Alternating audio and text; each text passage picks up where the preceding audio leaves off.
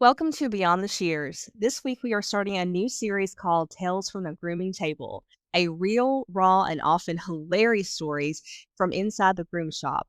I'm your host, Crystal Lee. In this special series, we're pulling back the curtain on the moments that made us laugh, cringe, learn, and sometimes question our own realities. From bizarre client requests to unforgettable grooming table mishaps, our guests are sharing it all. So grab your coffee and settle in. It's story time in the grooming world, and you won't want to miss a minute. Today's guest is Sara Medina. Is it Medina or Medina? Sarah, I forgot to ask you. Medina. Okay, I was right. Okay. Owner of the Complete Canine Pet Spa based in Indiana. Sarah, welcome to the show, and thank you so much for being our first business owner to share stories from your grooming world. So let's go ahead and get started, and let's start at the beginning. How did you get started in the pet grooming industry? So I was working at Goodwill at the time. I was probably like 17 years old, and I have always had a passion for animals. I was trying to go to college for zoology, and I wanted to work with big cats. So I saw that PetSmart was hiring, and I was like, "Oh, that looks like fun." So I went in for my interview, and my salon manager at the time was just amazing, and uh, I went through the interview and I started out as a bather. And my first week, I went to my manager. I'm like, I want to quit. Like, this is crazy. And she was just like, no, like, I see a lot of potential. Like, please just stay with it. Like, give it a chance. But then I started seeing what the girls could do and how much more grooming could be aside from all of, the craziness of it, the hair going everywhere, you being sopping wet all day and dogs not wanting to cooperate, but I saw, like, the good parts of it, so I was like, "Yeah, like, let me go to groom school and let me really try this out." So, I went through groom school and I finished my apprenticeship, and then, I was with the company for about 2 years, and I realized that there was just so much more to grooming besides what PetSmart is able to offer. So then I started going to the All-American, groom show through Barkley. It's based in Chicago. So I started going to that every single year, started talking with some of the most influential people in our industry, and I was hungry. I was like, "Man, I gotta get more of this." And then I started dabbling into different things, but creative grooming really took me, um, and my passion kinda lies with that as well as nutrition. So I really started honing in on, more of the creative side and more of the nutrition base, and I really have a flair for dog psychology. So I really wanted to get more into that. I mad respect for those that do competitions and the show grooming and everything. I am gonna leave that to, the ones that do that because they superheroes. Um, this wasn't my area of expertise that I wanted to really hone in on. So, but working in multiple different salons and different situations, I've always wanted to kind of pursue my own business.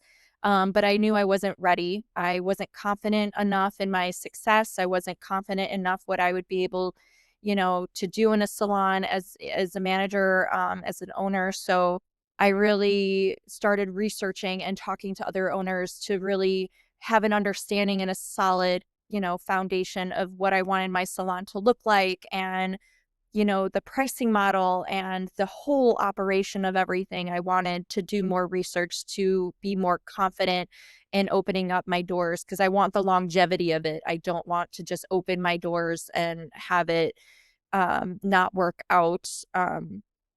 So that's kind of where I am right now. Awesome. So starting off in zoology and owning and going all the way through that and owning your own business. That's awesome.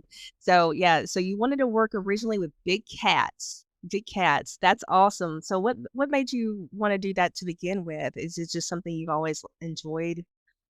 Um, so I grew up with the nickname Animal Planet Oh, because okay. yeah, um, as a kid, every Saturday, I would rush to my living room with my bowl of cereal and put on Animal Planet and watch Steve Irwin, and I just love animals. I think Yeah, everybody in this industry just has so much passion, love, and respect for all of, our living creatures. absolutely. So Yeah, and I also find it really great though the fact that you're not just grooming the animal, the pet. You're diving a little bit deeper. You're trying to mhm, connect with the animal, and especially because you mentioned that you were into animal psychology for a while, yes. and I think that that's beautiful because so many of these pets and these fur babies come to the groomers, and a lot of them have trauma. They really do. They have Yeah, trauma from their lives and stuff. And I think if a groomer understands a little bit more, can take a little bit more care and time with the animal, that makes all the difference in the world. It really does. yeah. Basically an advocate for the animal a little bit. So that's wonderful. Well, thank you for that. That's great.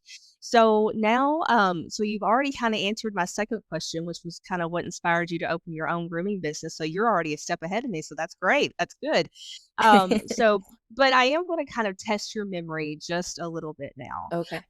Okay. So do you remember, and this can be either PetSmart or this can be your own business, but do you remember your very first client and what that experience was like for you?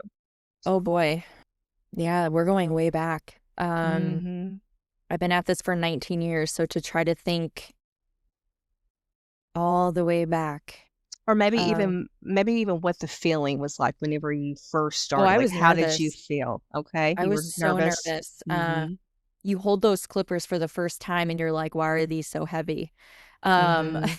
And you don't even wanna put pressure on the dog. You're like, "Am I hurting them? Like, are they okay?" Mhm. And then, like, any slight movement of the dog, you're like, "Oh my god, I'm gonna cut them, like, I'm done." But then, as you do it more and more, you start getting a little more comfortable. So I just remember being super scared and almost like a baby giraffe, like, trying to stand up for the first time, like, you're Hmm. just so uneasy and so, like, um, what's clumsy? Like, you're Okay. just so, Yeah. like, not used to the feel of the clippers or the feel Mhm. of the shears or, learning how to comb properly because, I mean, when I first started, I was just like, "Oh, this is how we do it," on our family dog, like, this is just Sure. how I was, like, as far as Yeah. brushing and things like that, but it's really just trying to learn your tools and how they feel and getting used to that and, technique is a big one too, so, yeah, I just felt like a baby giraffe trying to walk, like, it was just very clumsy, very awkward. Yeah, so it's kinda like learning the flow, right? You haven't gotten your flow yet because I know I see a lot of groomers that I can go in, they're just as soon as they bathe the dog, put the dog on the table, they have, like, this process that it's just almost mesmerizing to see and to watch because I'm like, "How do you do that?" And so I could imagine, like, being newer in any industry is very nerve-wracking when you first start out with something. I remember Yeah. when I was starting out in the county, I was like, "Oh, what if I mess up? Like, this is gonna be a big deal and everything." So, yeah, it gets a little nerve-wracking when you first start. Yeah, so thank you very much for sharing with that. So, what's one of the most unforgettable or wild stories you have ever experienced in your shop that you're like, "Wow, I can't believe that just happened?" So, my shop is actually still under construction, Mhm. so I have learned so much as far as what it takes to do a fresh build out. So Mhm. mine was a completely new construction. So I'm not even open yet. Um, my shop hopefully will be due to open next month, the beginning of June. Sure. Um, but some of the craziest stories, I probably at a vet office. I've worked in 3 separate vet offices and again, those vet techs and veterinarians and even the receptionists, like, they are superheroes because what they have to deal with on a day-to-day basis and the type of personalities that even walk through their doors, Mm. um, I was happy that I was just working in the back in my own little bubble because, yeah, the stuff that they have to go through, but, I remember working in one of my first vet jobs, and I was in the back kennel area, and I had come out to look at my books for the day, and there was this beautiful, um, Rottweiler, and he was about 2 years old, and I'm sitting there and I'm playing with him, I'm wrestling with him and just getting to know him, and, before I know it, he is being dragged in the back, and, we had some plumbing issues, and, we had just, like, those regular home tubs that you see in anyone's house, and that was my Mhm. bathing tub at the time, and the plumbing was connected not only to my grooming tub, but it was also connected to their dental area. So any backup flow or whatever, it would come up in my tub. Oh. So I had went on lunch break, I had come back, and there's literal blood and bone and tissue everywhere in my tub. So, of course, I freak out a little bit. I'm like, "What is going on?" So Yeah. I go and talk to the vet, and I said, "Hey, like, did you guys do, like, an extraction? Like, what is all this?" And that was the first time I learned about rabies observations. Oh, And no. it happened to be that Rottweiler that I was Mhm. yeah. Oh, So goodness. Yeah, that that was gets that was something. yeah. Um That's really hard. I mean, yeah, Mhm. for obviously, I know all of our listeners know exactly what you're talking about, and it's just I am praying, hoping that one day that they can come up with a different way of having to do Yes. that. That Yeah. just is beyond for me, beyond barbaric. It really is. And I'm not blaming the vets, obviously, Right. because they have to do what they have to do. But let's just hope. Yeah, that would be a little traumatic for me, for Yeah. sure. Yeah, I can tell you're getting a little emotional. So yeah, I can Yeah. definitely tell. Yeah. Especially, I mean, it doesn't take, isn't it amazing though, like how quickly we bond with the fur babies. Like it's just almost instant. You know, you don't have to spend a lot of time with them. They just mean so much and they're so willing to love and everything like that. So it's just it gets a little, disheartening when we have to see something like that. But oh goodness. Yeah. Well, Yeah, thank you. sorry to start it off so heavy, Oh but that was the no, first no. story of It's craziness that fine. popped up No, I mean, because that will yeah. always sit with me. How long have you been grooming or working with them at that point? I would say I had been only at that particular office for maybe 4 or 5 months. Okay, so you were still a bit newer as well. Yeah. So, okay. Yeah, that would definitely have a really impactful reaction for that. Um, yeah, I that would be really hard to work at a vet. And people a lot of groomers actually start at vet offices as well. Mhm. I do know that. And sometimes what they say, obviously that was one of the worst experiences that I've heard in a while. But a lot of them are saying that they have a lot of animals that come in because they're severely matted. They have Mhm. to be under sedation for grooming. Did you see that a lot, like dogs that had to be under sedation for grooming because Honestly, there were, I only had a few that would need to be sedated. I was able to slowly work with a lot of the dogs that used to have to be sedated from the past groomer that was in there prior to me, because I always feel like dogs are teachable. You just have to go at their own pace. You have to be more patient. Now with cats, no, I don't play that game. So yeah. if a cat needed to be sedated, I'm like, "You're going take a nap, Susan." Like, I am done. So I never really wrestled with a cat, but I will sit there and try to take my time with a dog. So there was probably 2. There was one giant shepherd, that you couldn't get near him. And then there was a cocker spaniel that would constantly have to be she came in probably every 6 months to get sedated, and then, he would just get completely shaved. But those 2 are the ones that really stick out to me, though yeah. Okay. Yeah. So it sounds like you've almost like rehabilitated the animals then a little bit, the ones that were in the past needing to be sedated. Then Yeah, and they it's when they so worked with you. satisfying. It's so satisfying Mhm. when one minute they're having to be under because it does take a huge toll on their body to constantly have to go under anesthesia. So I'm like, if we can save them from having to endure, that medication, Yeah. let's try that. So, it would take sometimes 3 sessions, 4 sessions, sometimes a whole year. But progress was made every single time.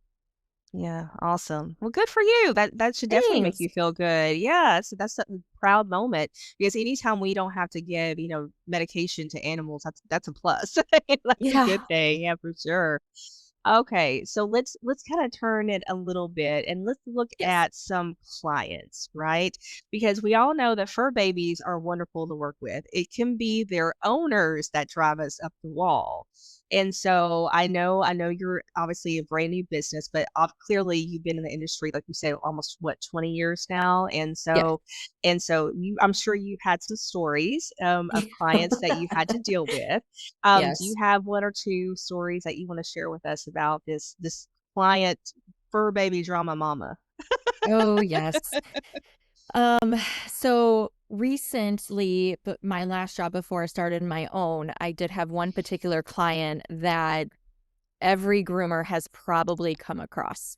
Um, so she was an older lady, never had kids. She was probably in her late 60s, early 70s, and she never had children for whatever reason. But she got a little Shih Tzu puppy.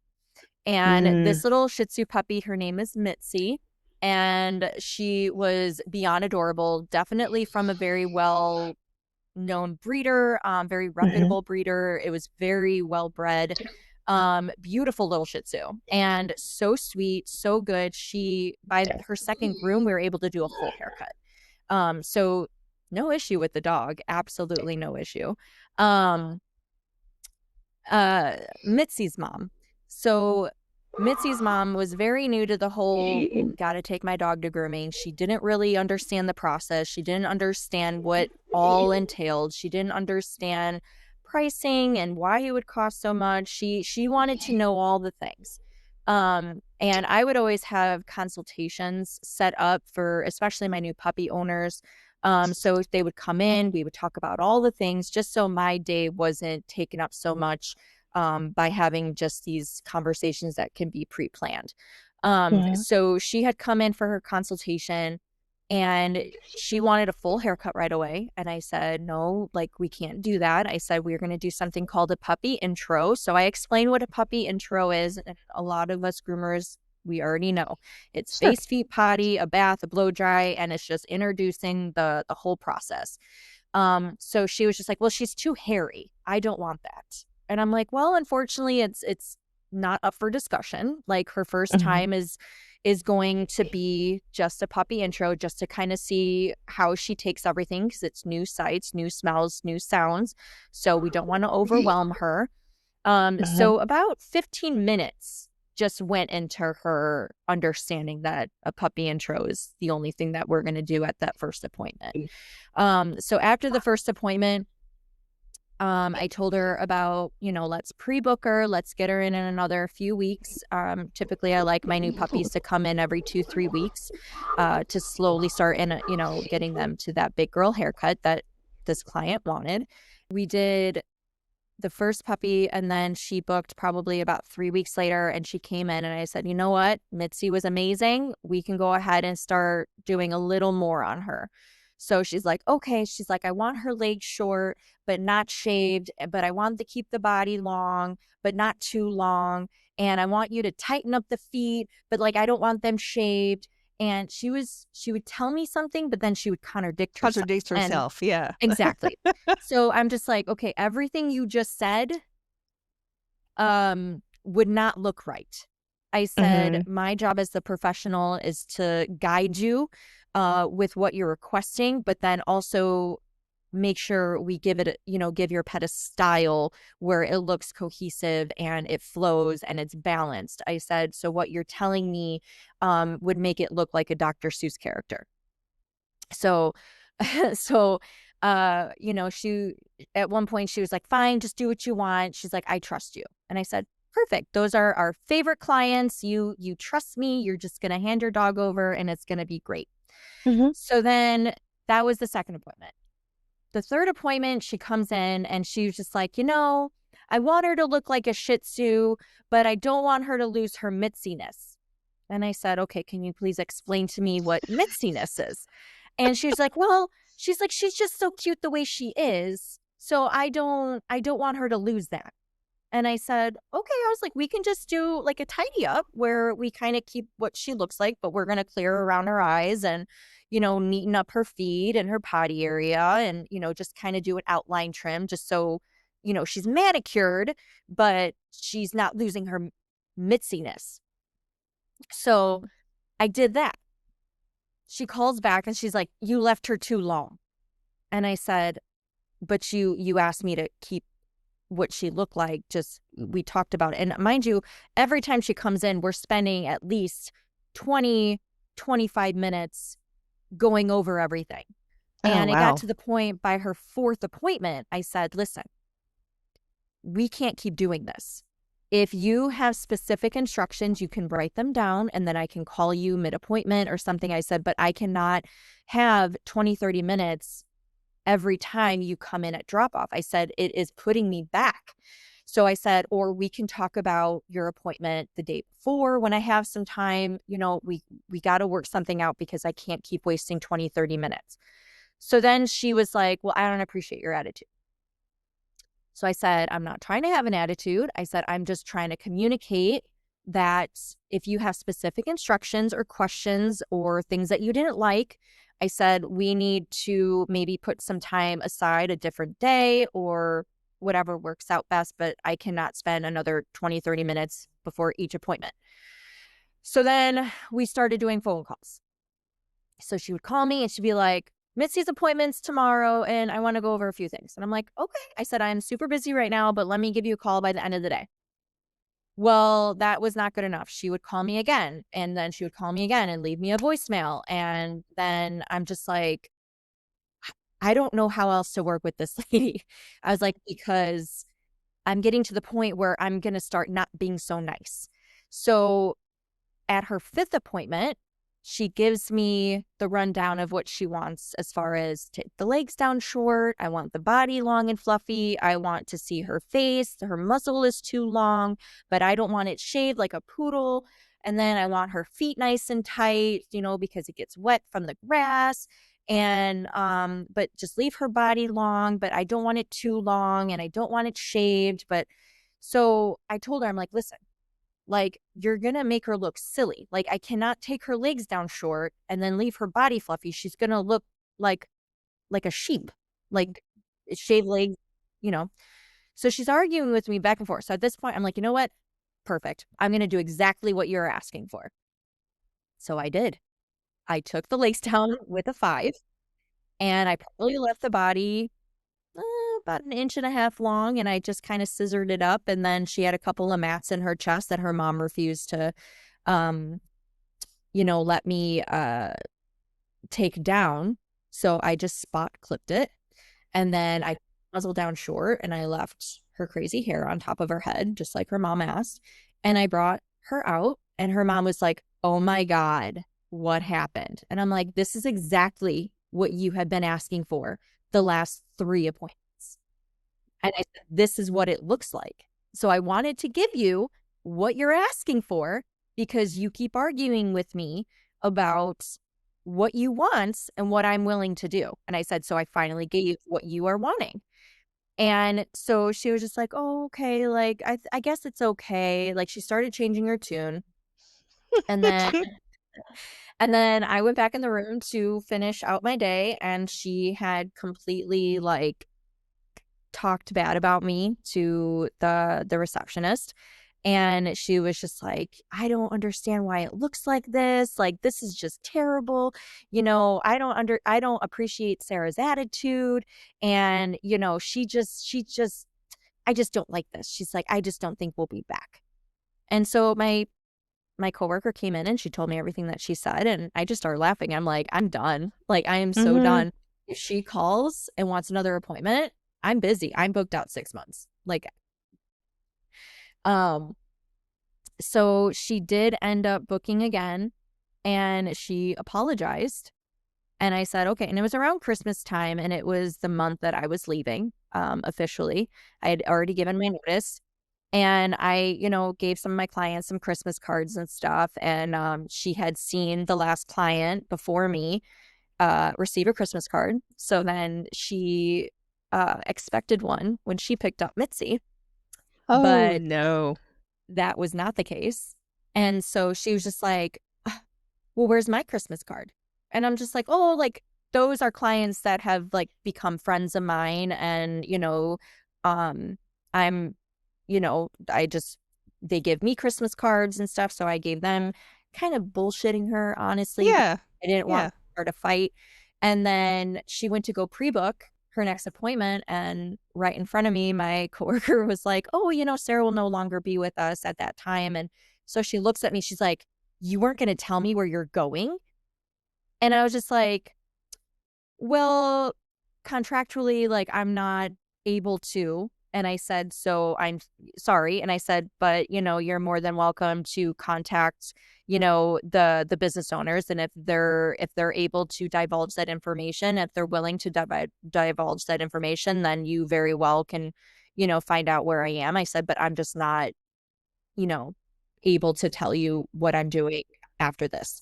Um, and she just looked like I had slapped her in the face, like, "How dare I?" Or like, and I'm just like, "This lady is cuckoo bananas." I'm just like, "You."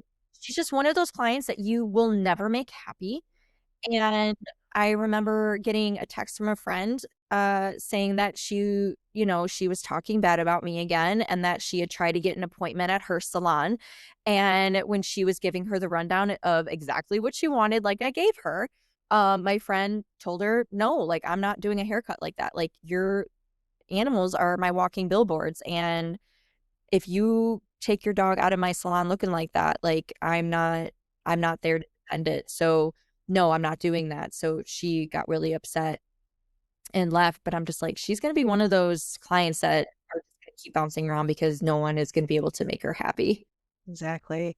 Well, first of all, kudos for you for doing the cut.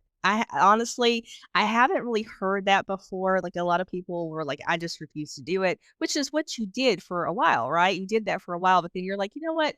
I'm going to teach her a lesson. So Mhm. I love it because you're like, I gave you exactly what she wanted. And the thing is, and then obviously she's not taking responsibility for that. Uh-huh. And so we're like, because she would have, again, it sounds like she actually did go to the next groomer and was kinda talking the same ridiculousness, so to Mhm. speak, with that cut, and that's why the groomer's like, "I'm not doing it." Yeah. And, and it's true because, the animals that do come out of your shops are your walking billboards. And so, yeah, you don't wanna necessarily do that. So that's why it was brave of you, and Yeah. kudos again, Well, to do honestly, I that. I knew that I was leaving that Mhm. facility, and, Yeah, I was like, "Well, unfortunately, their name is attached to it, and this is a client that they're now gonna have to deal with. So, all right, I'll give you Mitzi her mitziness and be done with it." So, yeah. Well, poor little Mitzi. I'm sure I she's a cu know. I'm sure she's cute as a bug, and she just has a crazy owner, but that's okay. Yes. Yeah. That happens a lot of times. Now, out of curiosity, as a fur mama, on myself, does it help if an owner, a pet parent brings in a photo for reference? Is that preferred if they have something specific they want?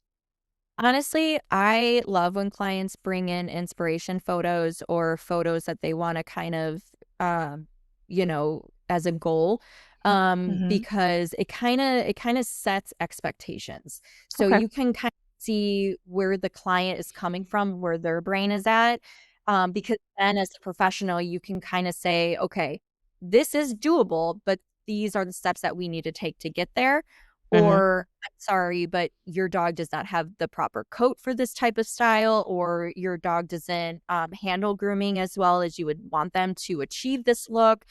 Mhm. So, I do feel like pictures are nice, because a lot of people are getting pictures from, like, Instagram and, Google and stuff, so some of it, is not achievable because, again, a lot of these, influential groomers that we have, these big names like Gabriel, like, who does his creatives, like, again, needs a superhero cape because he's amazing. Uh, we'll bring in, like, inspiration photos from, like, him, and I'm just like, "Oh, Mhm. let me explain." I'm like, "He is at the Creative Olympics. I am just now trying it." So and I think groomers also need to be realistic on their own skill sets. So it's okay to be like, "Hey, this is outside of my realm of expertise, but let me give you a name or number as somebody that I know that can do this for you."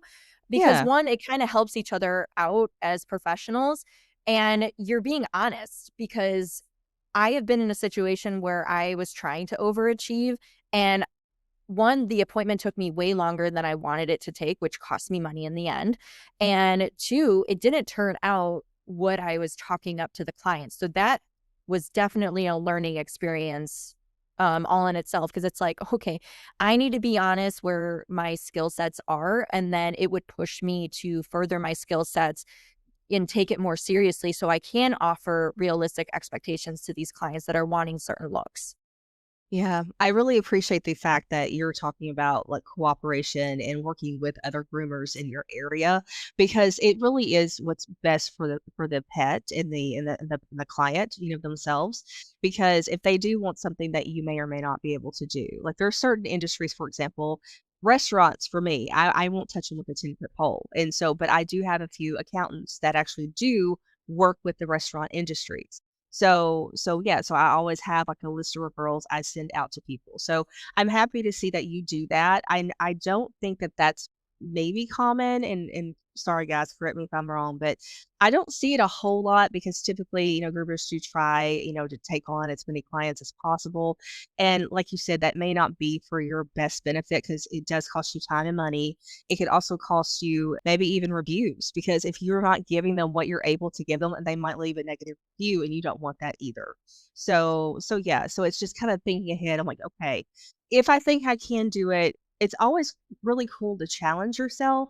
But if it's really out of your comfort zone, you're like, Yeah. I would have to stretch too much to get there, then you need to maybe reconsider. And honestly, as a pet parent, if I was doing something that you're like, it can be done for your dog breed, but I'm not comfortable doing it, I would so much appreciate that. And I would probably even send someone like that referrals for just standard services. Like, hey, she was really honest with me. I've seen her work, online. She does seems to do good work. Maybe you can go to them. So I would do that to reward them for sure. So, speaking of more pet parents, what is something that you wish pet parents would know about grooming behind the scenes, like how it is for you? Honestly, the physicality of our job. I think, we all hear this at some point in our industry, in our careers. We play with dogs all day.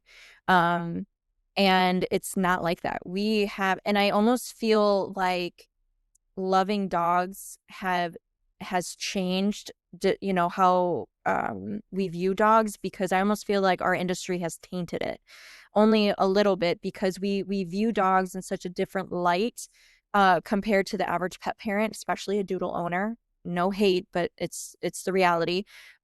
We respect and we love dogs in a different way. We respect and love what they were bred to do, the work that dogs can do, the athleticism, the intelligence.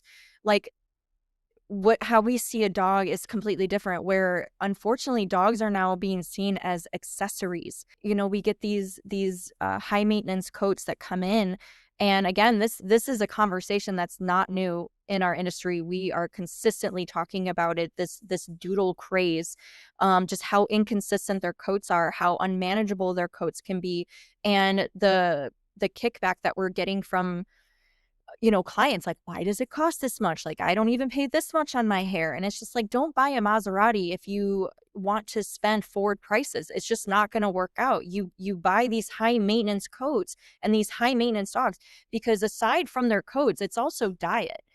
So trying to educate clients on not only coat maintenance, but what are you feeding them? Like the coat is brittle and the coat is dry, their skin is dry, and this is why, because you're feeding and doing this.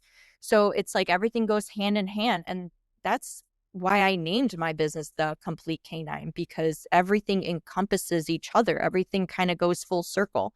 Um, So working with clients, I would say them not understanding the physicality and the knowledge and the expertise and the schooling and the continued education and everything that goes into what makes us us.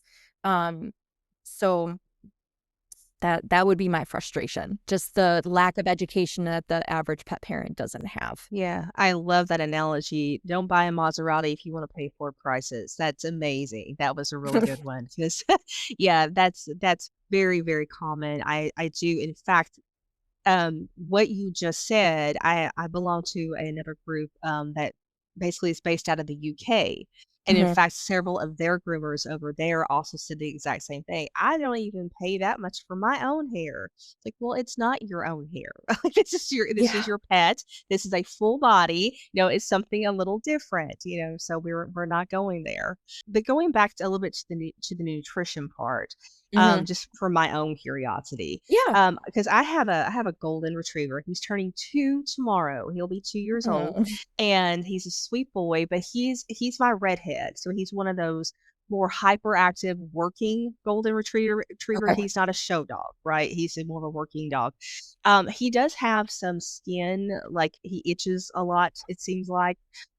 So do you recommend, like as far as food wise, or maybe even any supplements that might help with skincare and like to help moisturize the skin a little bit? Do you have So anything that you recommend? yeah, so a couple questions. What are you currently feeding him? Right now, I'm feeding him the what is it that I love you dog food. It's like a brand. Oh, give me 2 seconds. I can pull it up. And but we're feeding him some wet food as well. That's a kibble. It's Okay. grain free. Okay. Um and we also feed him Rachel Ray's it's like a wet it's the chicken or beef, and it has like some like veggies and stuff like peas and carrots and things in there, but it's like a gravy based. Okay. And so that's kind of what we're feeding him. He's gotten a little bit better, but, it's called I and Love and You. It's the name of the brand for the kibble. Okay. And so and it has a little it's like a beef and a sweet potato, Okay. combination. And so but like I said, he's gotten some better, but he's still a little itchy. So I didn't know because I know sometimes skin things stem from diet a lot, Yes. more so than external. So I didn't know if like do you recommend possibly feeding like fish oils or any kind of like oils to help with the skin? Yeah, so fish oil is amazing. You can do like an Alaskan salmon fish oil in his Mhm. diet every day. Definitely packing that kibble with as much hydration as possible. So kibble unfortunately causes a lot of causes their body to dry out because it's a lack of moisture. So as that kibble processes and everything, it's just draining as the moisture from inside the body instead of you already supplementing that moisture as they eat. So adding water, bone broth, goat's milk, adding, and especially with goat's milk, it has probiotics in there, so it's really good for their gut health. Oh, cool. And then also their bathing schedule. How often is he getting groomed? How often is he Mhm. getting conditioned? All that stuff. So how often is he getting done? Right now, it's about every 7 to 8 weeks. And Okay. so, yeah. I would So up that because he is a mhm, working dog. mhm. I would up that to every 3 to 4 weeks. Okay. Alright. Only because with the with him being consistently outside and the debris and of him working, you're having a Mhm. lot of things sit on his skin and almost suffocating his skin. Okay. So making sure that they're conditioning him every single time. I follow Ives San Bernard. I absolutely love the company, and I love Dr. Farver that kind of is the advocate for it in the United States, and that's what I primarily use in my salon. And it's like a magic wand. We joke about clients wanting us to have a magic wand. Well, I have a little bit of the secret, and it's the Ives, and also I have TheraClean. So those are my two big heavy hitters when it comes to tackling some serious skin and coat issues, because some people can't afford to switch dogs over, because I primarily feed my dogs raw. So some people can't fit that within their budget. So I'm like, okay, let's make these little changes, and then we could focus on their coat and skin maintenance, and then try to heal it from the outside. But sometimes it is internal, or they have other medical ailments that kind of you can't really do with diet. Which is rare, because a diet can fix a whole lot of things. There's definitely not Yeah. enough time in this episode to go through it all, Yeah, but I I know. would say Yeah. honestly the quick changes that you could do is just adding that fish oil and the hydration, and then removing chicken out of his diet, and then also Oh, getting okay. him groomed more often and making sure he's conditioned. Removing the chicken. That's okay. So just stick with the beef then. So you recommend Yeah, just I would sticking okay. eliminate, ingredients, one by one, just to kinda see what changes you'll notice after, a few weeks to a month, Mhm. because it does take time to see those changes. Okay. But, chicken, especially processed chicken, if you boil Mhm. straight up chicken from, like, your grocery store and stuff, like, that is gonna have different effects on the body than a processed Sure. chicken, Sure. because those omega-6s break down, and it can cause a lot of inflammation, especially in your kibble-based diets, and that processed food diet. So, Okay. the chicken for some reason, will break down in a certain way, and it causes inflammation. Interesting. Well, that's great to know. Thank you so much for that. Well, Um, I have one more last question for you, and then yeah, we'll go ahead and wrap up. So, thank you again for your time. You have been amazing. thank you. So if you could give one piece of advice to a newer groomer that's just starting out, what would it be? Make sure you have the passion for this. I'm gonna try not to get emotional again. Okay, it's fine if you do. 'Cause so many groomers start out thinking they're gonna make buku bucks. They Hmm. see just the financial benefit. And you get so many groomers that enter into this industry that are abusing dogs, that get easily frustrated, that can't handle the pressure or the stress, and they're taking it out on these animals. Mm. And we've seen an influctuation of these cases coming out, and it's heartbreaking. And there's it's it's just really sad. So I just think if you have a passion for animals, that's where this industry, that's where this career starts, is you just Hmm. having a passion for the dog. And then you start to have more of appreciation and patience and an understanding. Mm.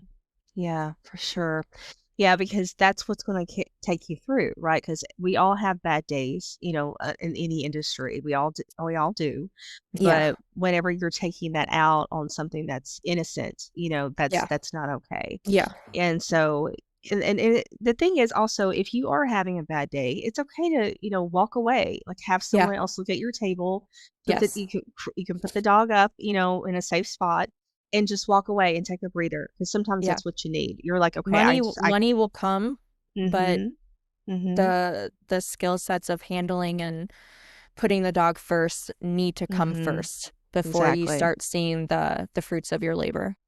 Exactly. Exactly. Well, thank you so much. That means a lot. And I hope the newer groomers out there got some information from that and they're able to take that with them and start their new journey. And again, wonderful. Thank you again, Sarah, for all of this. And I do wish you all the best with your new business. And I know it's been a toll a little bit to start that up. Yeah. Anytime you're starting from scratch, it's always just so much fun. Oh, yeah. But I know you'll be successful because you say you hang in there, you hang in there and you'll be able to get it going for you. So, but again, thank you everybody for joining us today. We hope you laughed and learned and maybe even saw a little bit of your own journey in today's story. So if you have a wild tale of your own or you want to be able to be featured, we'd love to hear from you. Email me at petbizadvisors@gmail.com to sign up to be featured on a future episode. So until next time, keep your blades sharp, your boundaries clear, and your stories coming. Thank you so much. Thank you for having me, Crystal.